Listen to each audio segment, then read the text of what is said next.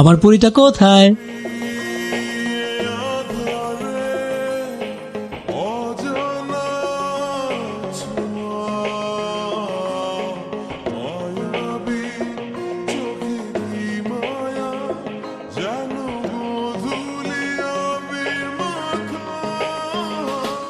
ছেলেটাকে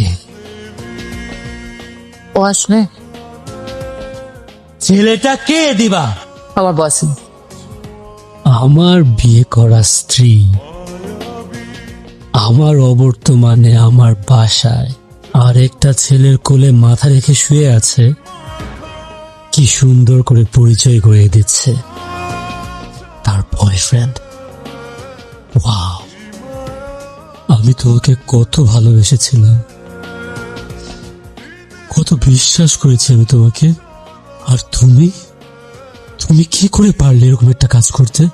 তুমি যদি অন্য কাউকে ভালোবেসে থাকো তাহলে দিনের পর দিন এরকম ভালোবাসার নাটকটা কেন করলো আমার সাথে? বিয়ের আগে একটাবার আমাকে বলতে পারতা না তোমার একজন বয়ফ্রেন্ড আছে? আমি বলতে চেয়েছিলাম, আমি সেদিন তোমাকে বলতে চেয়েছিলাম, কিন্তু তুমি আমার কোনো কথা না শুনে, আমার সাথে কথা না বলে বাবা মাকে গিয়ে বলে দিলে যে বিয়ের তারিখ ঠিক করো। সেদিন যদি তুমি ওই লজ্জা পাওয়ার নাটকটা না করে আমার সাথে এসে 2টা মিনিট, জাস্ট 2টা মিনিট কথা বলতে, তাহলে আজকে এরকম কোনো সিচুয়েশন তোমার ফেস করতে হতো না। Shut up! জি জি, লজ্জা করে না তোমার? এইরকম একটা কাজ করার পরে আমার সামনে দাঁড়িয়ে আমার চোখে চোখ রেখে তুমি এক্সপ্লেনেশন দিচ্ছ? জি, আমার ঘৃণা হচ্ছে।